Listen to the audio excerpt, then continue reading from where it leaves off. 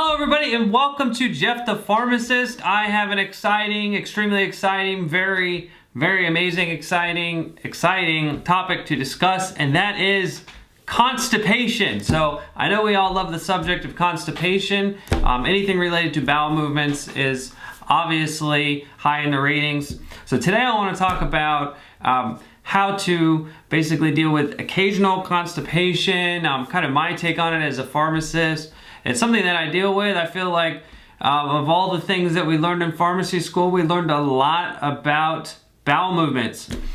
So today I want to talk about basically just the occasional constipation, not somebody who has chronic constipation. If you're somebody who is chronically dealing with constipation, that could be a sign of something greater that you would want to talk to your doctor about, or even see a gastroenterologist who can kind of help you deal with what's going on.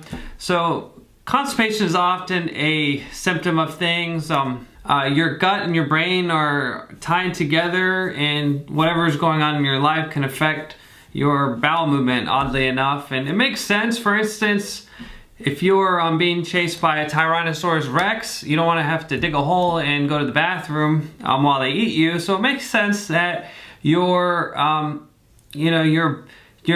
bowels can kind of communicate with what's going on in your brain. Maybe not always in the way that we would like it to, but there is some communication there.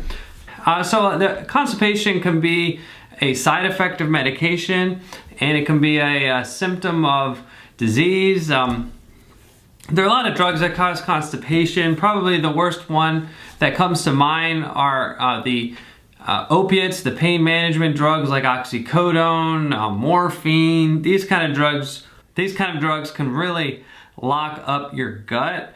Some other drugs do it, maybe not as bad. Iron supplements can cause constipation. Even NSAIDs, these are the non-steroidals, like ibuprofen or Advil, one of these drugs.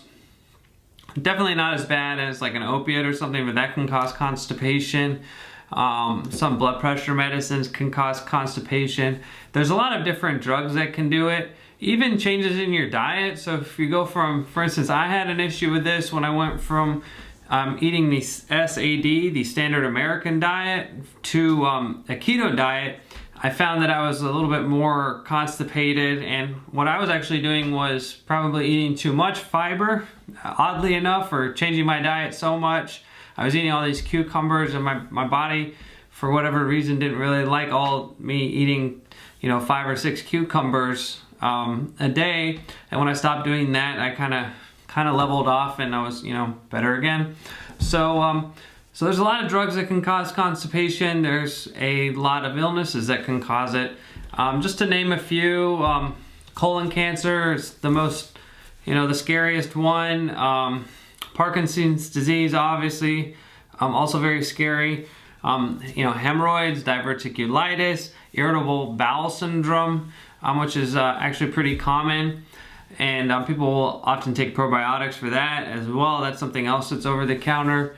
So I just want to talk about kind of what are my go-to options for the occasional bout of constipation. So if somebody really wants to go to the bathroom, typically I'll recommend Senna. So that's a stimulant laxative, or the push, and a stool softener docusate, which is the mush. So hopefully that's not too graphic, but that's kind of what I recommend for people that want to take a pill.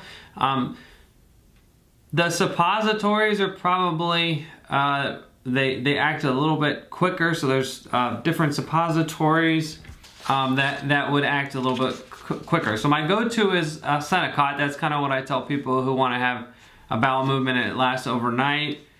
If you're looking for something more gentle, I'll usually recommend Miralax, which is an osmotic laxative.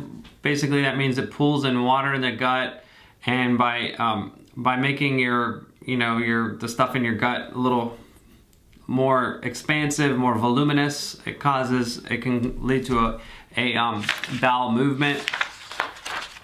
And for somebody who is concerned more about regularity, usually I look to products like Metamucil, Benefiber. Usually I'll recommend a fiber product for somebody who's more interested in just kind of regularity. They're not trying to have a bowel movement right away, but there's somebody that just wants regularity. Often people will take a fiber laxative. The one caveat with Miralax is that it can take a little while. It can take actually up to 3 days. So Sennokot is a little bit quicker. Kind of a more, an even quicker option is the suppositories. A lot of people don't like that, but the suppositories like glycerin suppositories. There's Ducalax suppositories. These, or Fleet enemas, these work a little bit faster, but of course some people don't like to use, that kind of option. They'd rather just take a pill. We're in America, we like to take a pill. I understand that. So those are kind of your over-the-counter options. A stimulant laxative like bisacodyl, like Senna, and a stool softener is probably the strongest oral option. And then the suppositories are a little bit stronger. I usually don't go that route because people usually don't like to use the suppositories. Some people don't mind, but some people do. Certainly mine.